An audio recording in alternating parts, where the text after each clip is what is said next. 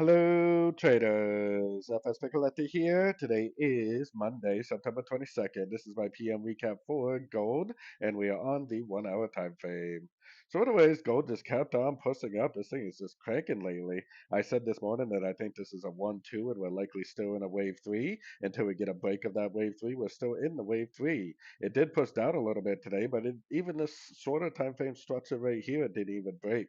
This is all still one wave right here, likely still a wave 3. Even if it does make a pullback, I would expect the next pullback to just be like a wave 4 and then eventually a wave 5.